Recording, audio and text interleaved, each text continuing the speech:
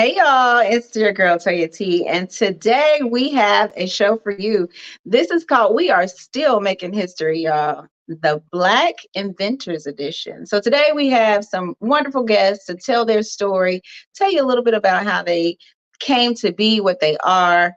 Today's episode is sponsored by Leafy Products, the first bamboo toilet paper company in the state of Ohio. And with that, I'm just going to go ahead and welcome in our guests. Come on in for a quick conversation, folks. Hello, hello, hello. Hello. So Hello. I will have you guys just first do a quick introduction. First, I want to say thank you all for being here. And here at the Plug with Toyia T, we always do ladies first. So Latasha, I'm going to have you just do a quick introduction for us. Hello, I'm Latasha Ward, Chief Strategy Officer of Bid Business and Individual. All right. Well, we're excited to hear more of your story. Thank you for coming on tonight, Latasha. Next, James, if you could do a brief introduction. Hey, what's up, everybody? Thanks for having me. I'm James Chapman, and I'm the founder and CEO of an event tech company called Plain Sight. All right. Thank you for coming on, James. And last but certainly not least, Marvin. Hey, what's going on, everybody? Again, Toya, thanks for having me on the show. My name is Marvin Green, co-founder and CEO of Leafy Products. And I look forward to, explaining a little bit about our story and hearing more about the other founders as well. Absolutely, absolutely. So at first I thought the sound issue was my problem, but I can hear Marvin and I can't hear James and Latasha. So I'm gonna need y'all to either speak up or do something. I don't know what happened with the Can you sound. can you hear me now? Like, is it Yes, I can hear you, but it's just low. okay? Let me. Okay. How about me? I sound good. I just need to project. Yeah, maybe. Yeah, unless there's a way. Can you just hit the volume on your phone to come up a little Yeah. bit? Yeah. Can you hear me now? I can hear you. It's just low.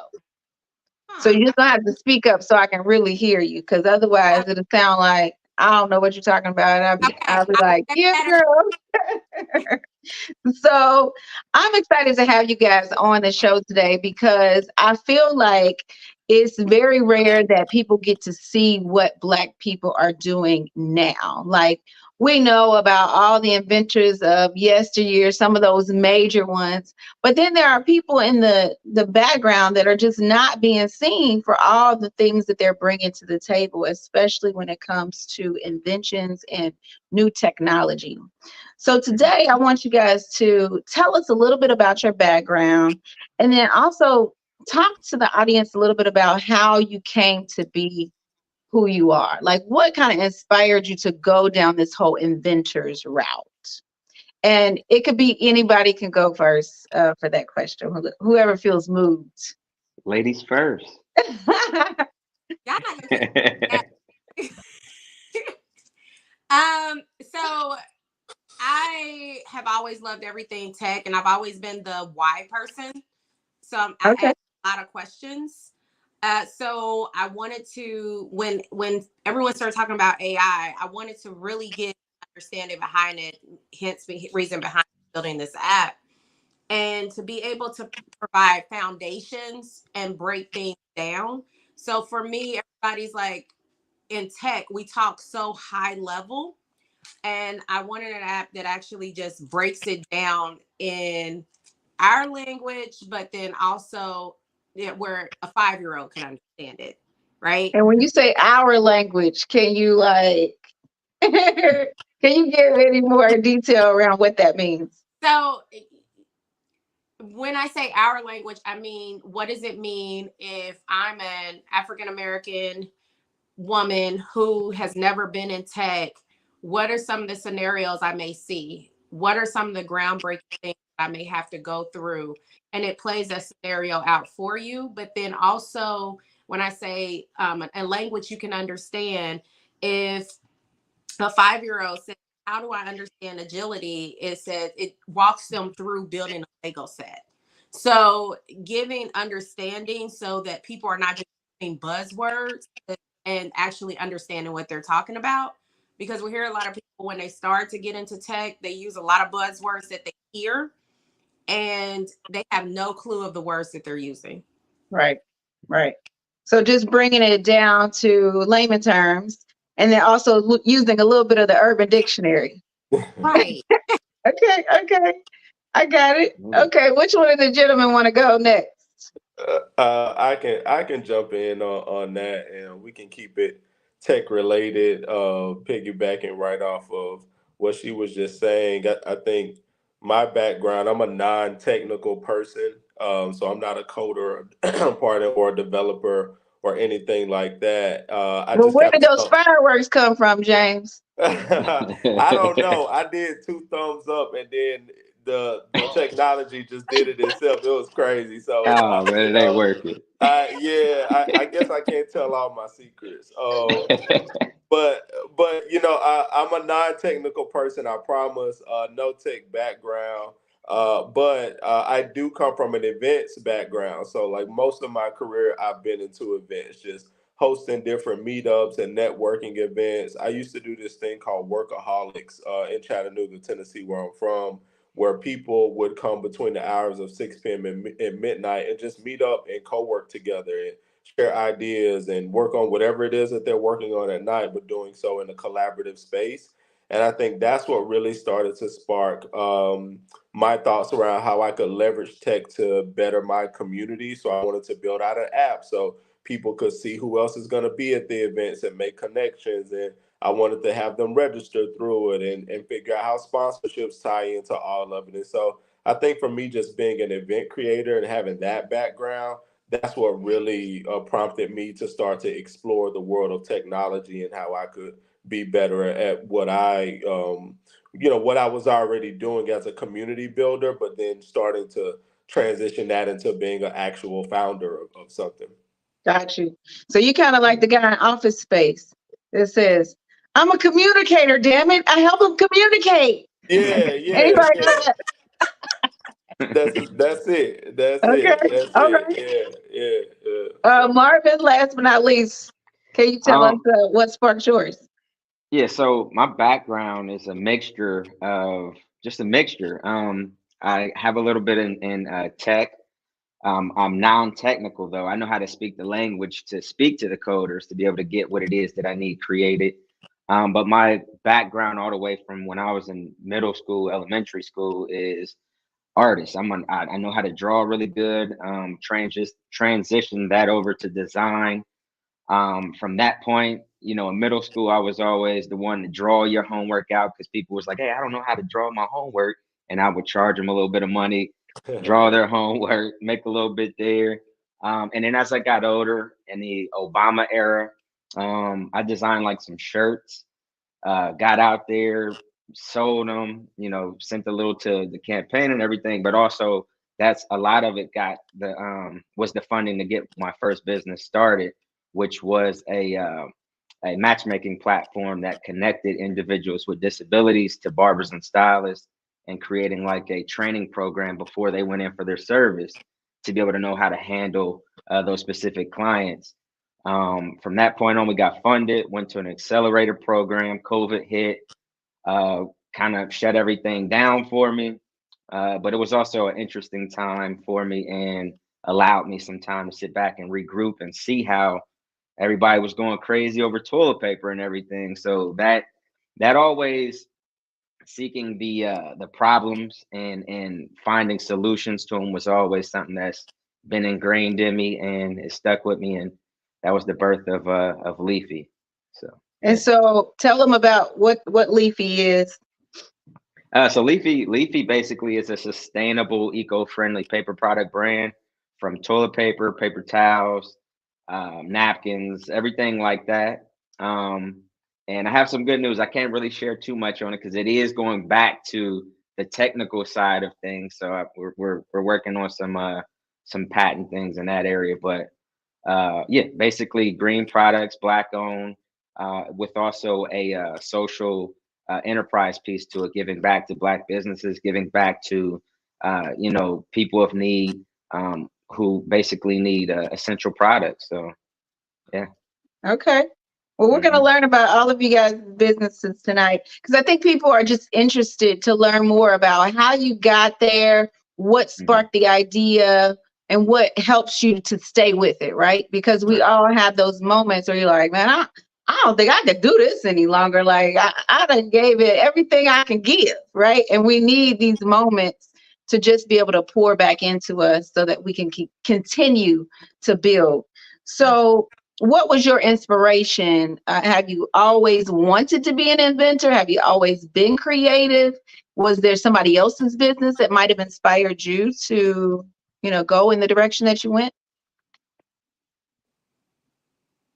I can start on this one.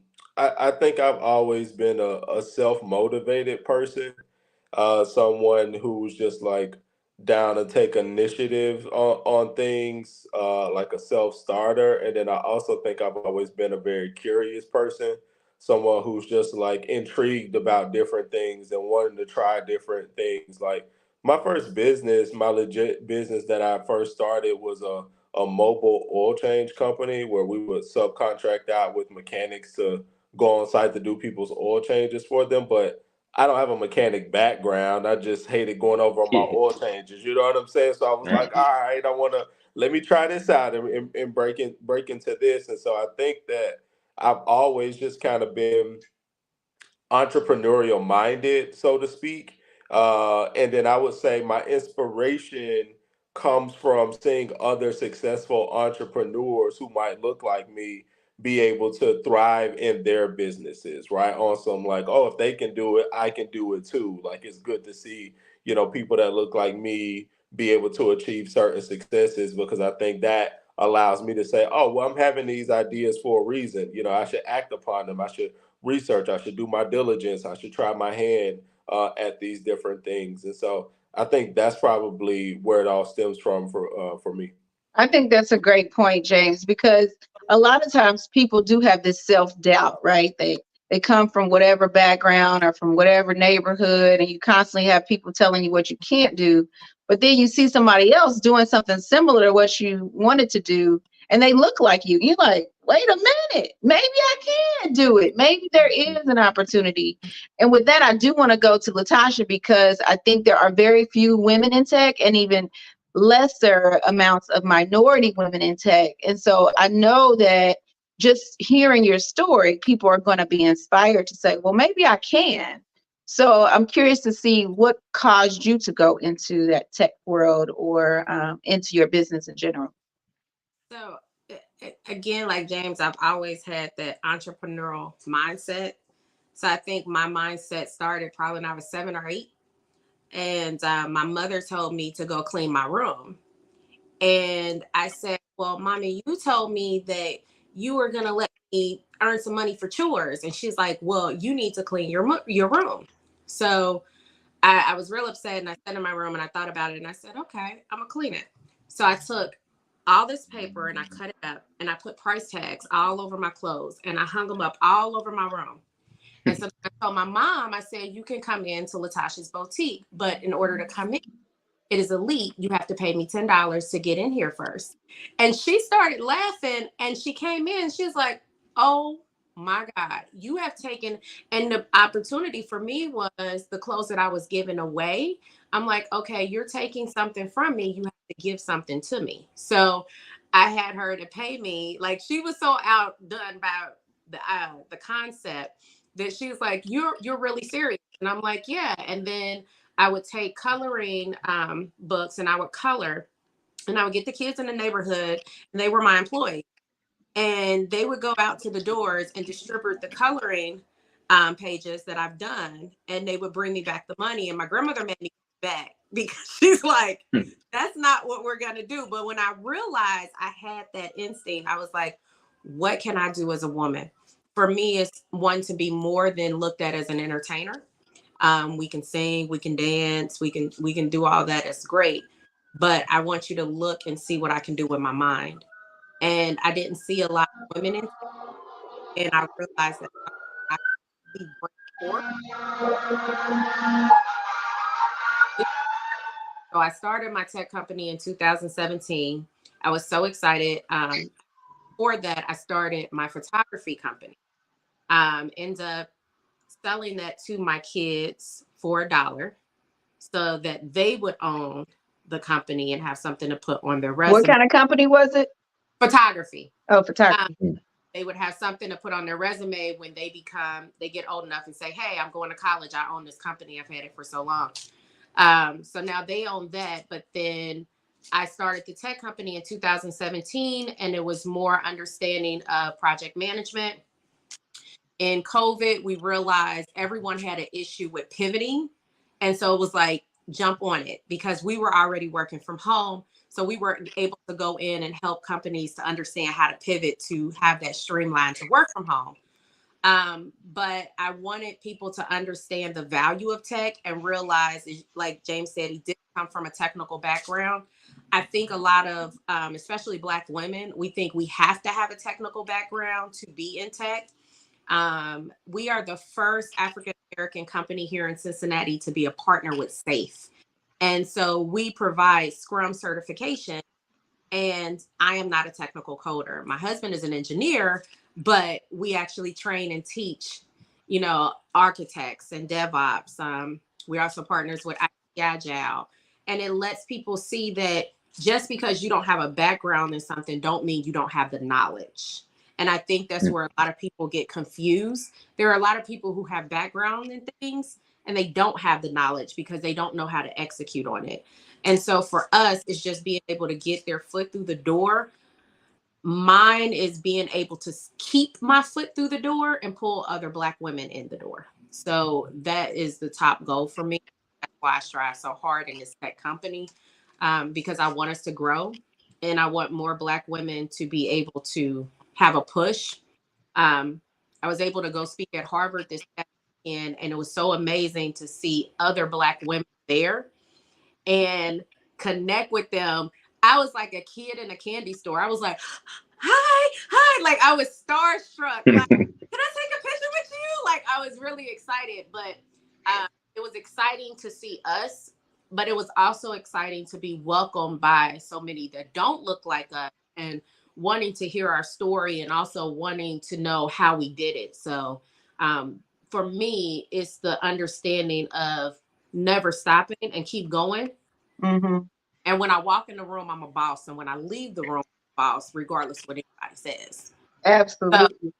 that for me, what keeps me going. My inspiration is my mother, because she tells me I could do anything. Like I'm Michelle Obama in my head. So to keep going and keep being able to do that, that's my inspiration, and to be an inspiration to somebody. Yes. And you have to go to Afrotech, Latasha, if you haven't already. That's where I met James. And actually, I didn't meet James. James was on the screen, and I was like, that brother, I need to meet him. Like, I love the energy at Afrotech. I wasn't even supposed to be there. I literally paid my own way because Kroger was just like evaluating. And I was like, listen, I need to be at Afrotech. I don't know what y'all evaluate, but I'm gonna evaluate this ticket. And that's how I met James. I But think I we didn't meet him at the event. so are you saying you gonna sponsor me, Toyia? Yes, yes, yes. I might not do it personally, but I'll find some money for you, girl. I'll find you some money. We're gonna go to Afrotech. And James can help us find some money. James, there's your cue. Help us find some money. Done. So Marvin, you didn't answer that question, did you? No. But it's a little bit of what everybody said. I love the answers. And for my inspiration, it's been my mom, to kind of watch her work, go to school, take care of 3 kids, just to see that. But then also her giving me the room to still be creative in what it is that I wanted to do and love to do.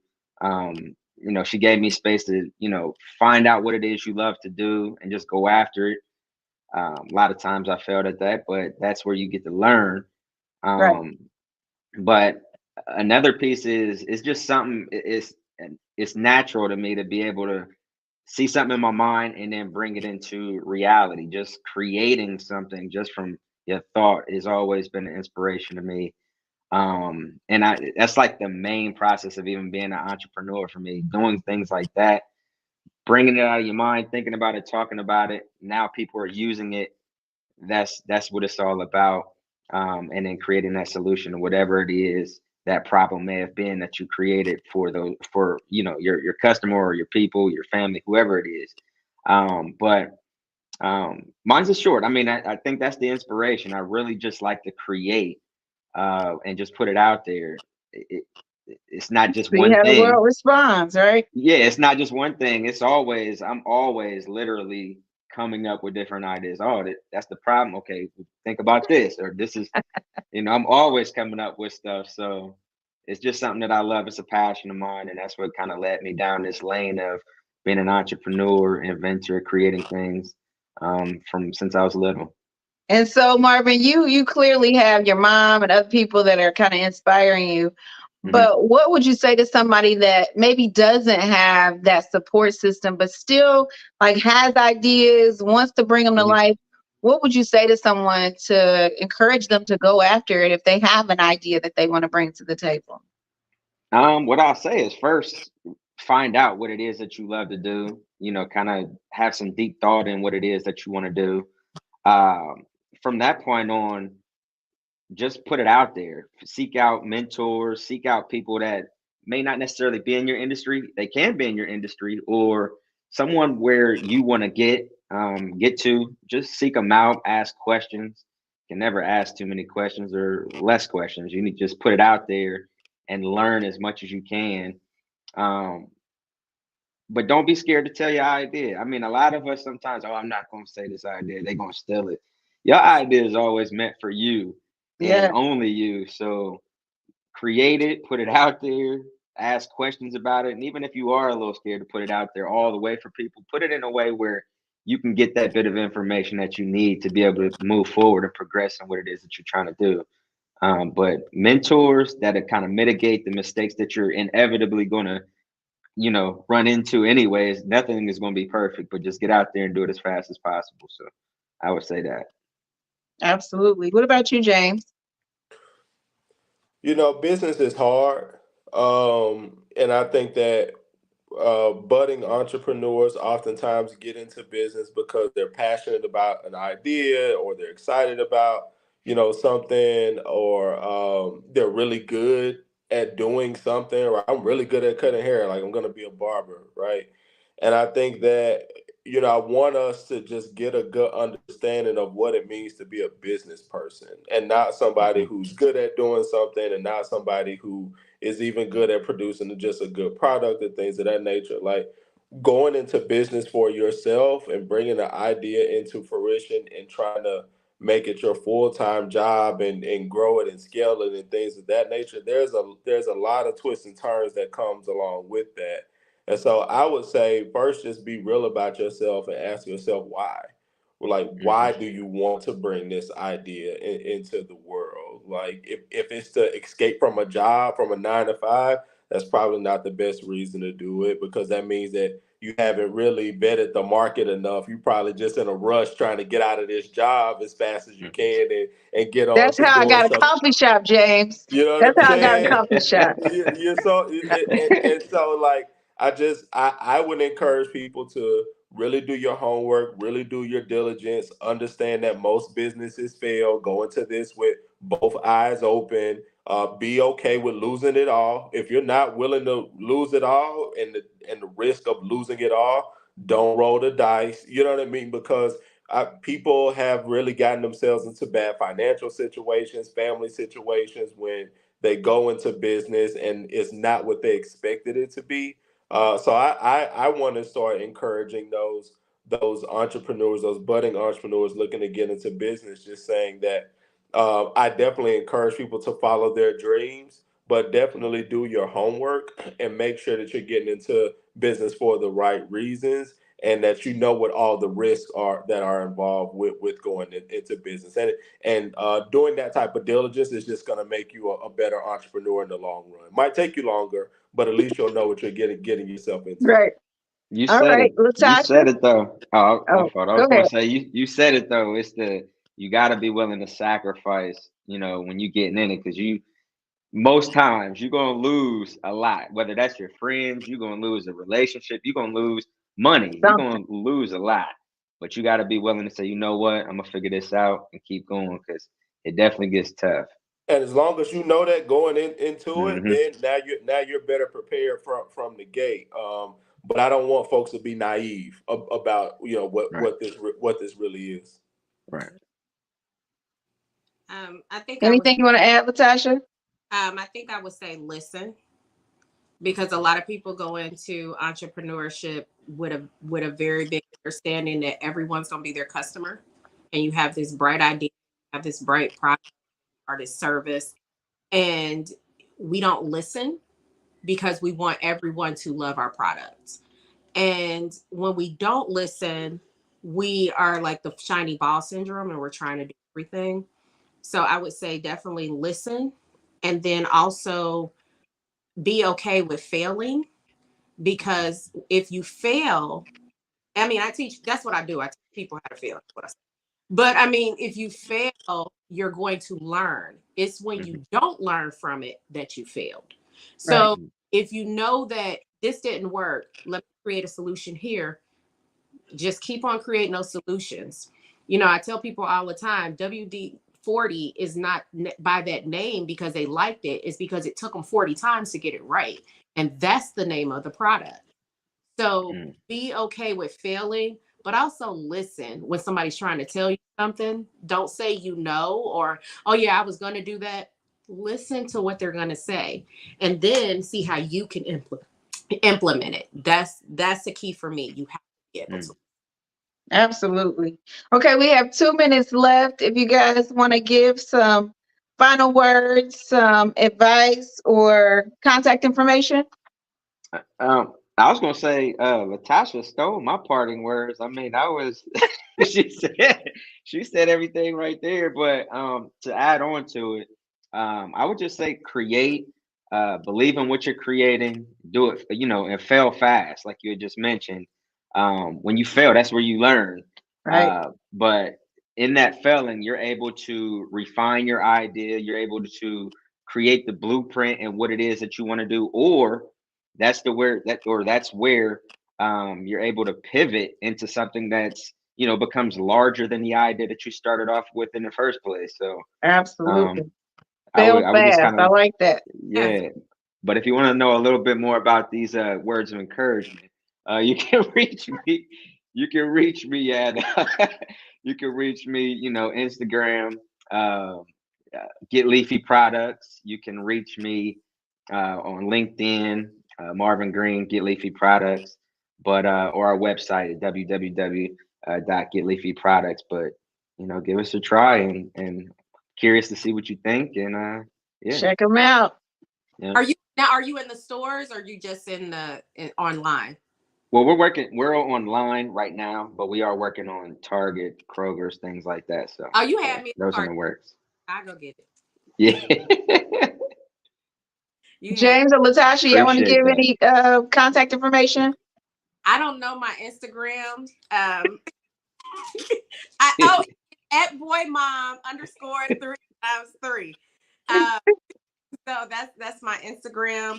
Our website is www.biddevelops.com. LinkedIn is at Latasha Ward. Um, just remember, when you walk in the room, you're a boss. When you walk out the room, you're a boss. I mean, if you live, Boss, you're gonna be good. boss up, right? Boss Mhm. up and talk to yourself, because you tell everybody else everything. Tell yourself so you can encourage yourself. Yeah, Encourage yourself. facts. James, last but not least.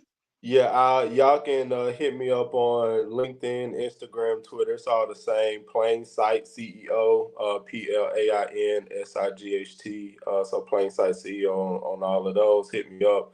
And then I would say my parting words is just find your tribe, find your accountability partners. Entrepreneurship is a lonely game, but you don't have to Hmm. do it alone.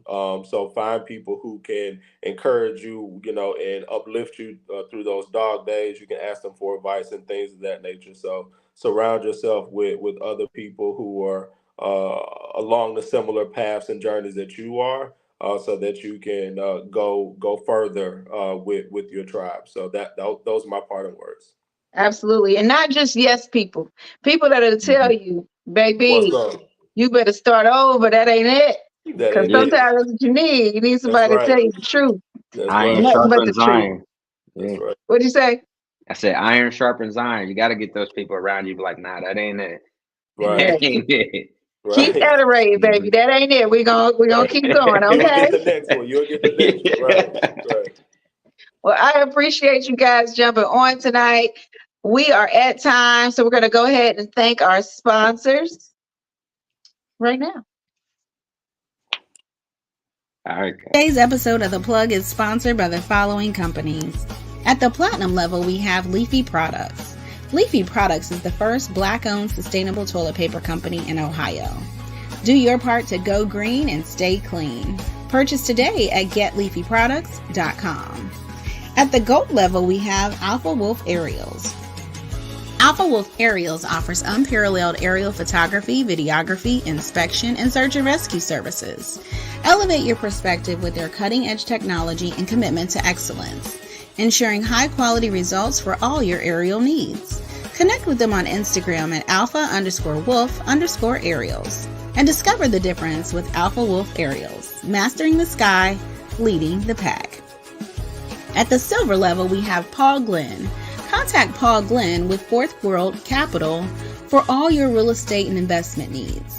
He is your one-stop for everything real estate. Buy, sell, wholesale, flip, or project management. Paul has you covered. Call him at 513-617-9679. Also at the silver level, we have Testament Tees. Testament Tees seamlessly fuses contemporary style with timeless wisdom, offering high-quality garments that embody God's inspiration and humor through intricate designs and thought-provoking slogans. Empower your wardrobe with values and laughter. Testament Tees, where style meets spirit. For more information or to place an order, go to testamenttees.redbubble.com. Last but certainly not least, at the bronze level, we have Alabama Q. Alabama Q, a soul food barbecue restaurant where everything is made on site. Family, veteran owned and operated, located in Cincinnati, Ohio at 2733 Short Vine Street. To learn more, follow them on Instagram at Alabama Q, QUE. The Plug thanks all of our sponsors for helping us keep you connected.